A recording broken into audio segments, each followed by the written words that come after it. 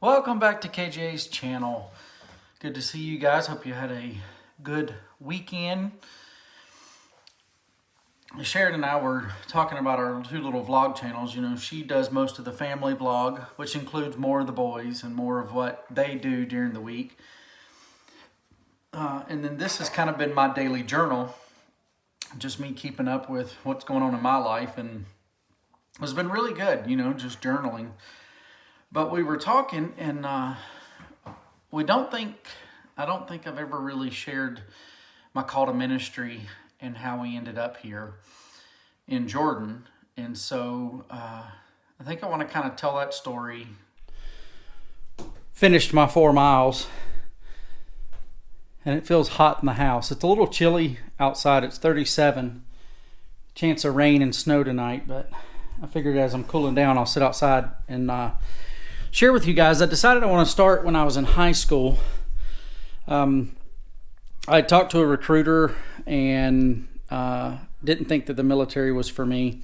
So what I just ended up just doing whatever. My grandmother had gotten me a summer job working at Duke Medical Records, and when I stopped school, when I graduated, I just started working there full time. And, you know, after about 6 months, I'd had enough of being stuck inside in a basement. I loved the people I worked with. The job wasn't horrible. There was opportunity for promotions and stuff like that, but I did not want to be stuck inside in a basement. So I had a friend who laid brick, and so I went and got a job with him and was doing some construction. But here's the thing about construction. Everything's heavy. And I knew that my body would not hold up long term, even though the money was good. And it was, I can even go today and show you houses that I helped build. So that was really good. It was masonry work. And, but just wasn't like that. And I had always been in the fire department from the time I was 18, and was, involved in learning some of the EMS type of stuff because we were first responders. And so one afternoon, we had Duke Life Flight come out to do some training, and I talked to one of the guys and decided that's what I wanted to do with my life, was to be a flight nurse. So I quit my brick mason job and entered nursing school, and was working on my EMT at the same time, working at Pizza Hut to make ends meet, and that's what I was going to do with my life. Started attending church more regular and really trying to study the Bible, and I just fell in love with the Bible. One verse that has impacted my life over and over again is 2 Timothy 3:16. All Scripture is given by the inspiration of God, and just made me fall in love with the Bible. And I went and visited a school with somebody else, a Bible college that they were in high school and were interested in exploring some different schools. And so I went with them up to Fruitland and explored the school. And it was there that God really called me to something for the first time. I wouldn't say I was called to the pastorate then, but I knew I was supposed to be in school there learning more and more about the Bible. This orchid is gorgeous. And it looks like there's like 10 or more buds that need to go. That's exciting. I love that.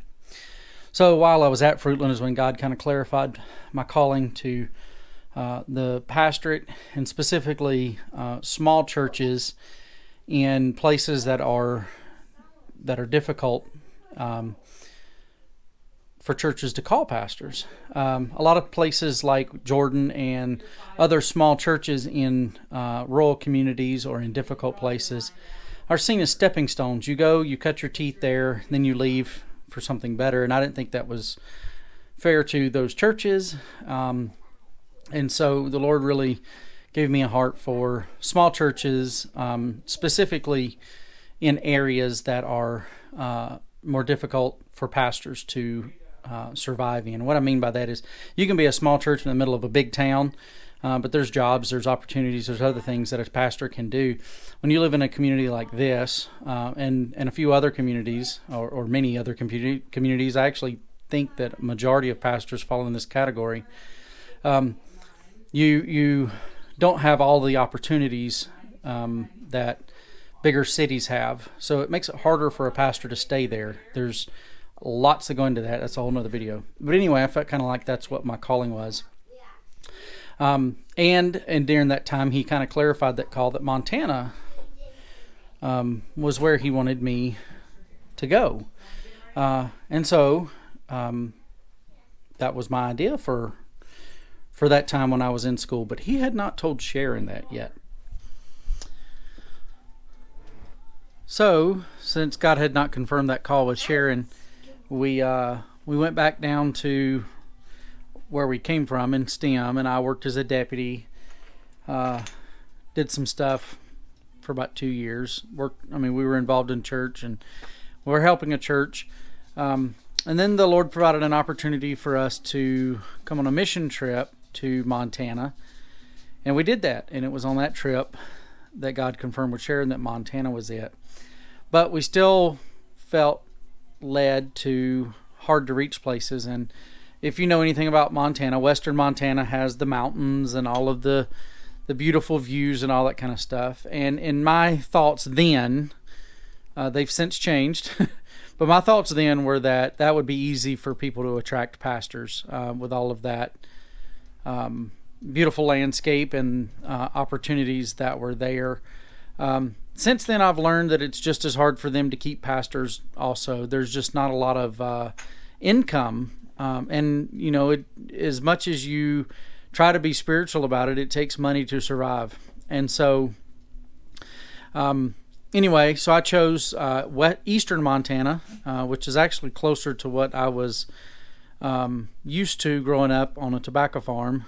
Most of this out here is ranching and farming. And so we picked the spot on the map. I'll show you a map of Montana. Looks like this. There's a huge empty area right up under Fort Peck Lake, and we're in the middle of that. And so that's where God kind of drew my attention to. And after making contact, talked to some different people, we came up and visited, and we've been here for 15 years. So that's kind of my call to where we are now. And God's calling on people's lives is a little different for each person. But the discernment that it takes, you just got to stick close to God and see where He leads you to go and what He's got you doing. So, that's kind of my explanation of how we ended up in Jordan. Of course, there's details that I left out. It would take forever to explain it all, but that's kind of where it is. Quiet time is over. We're getting ready to head down to the church for Bible study. So I will see you guys tomorrow.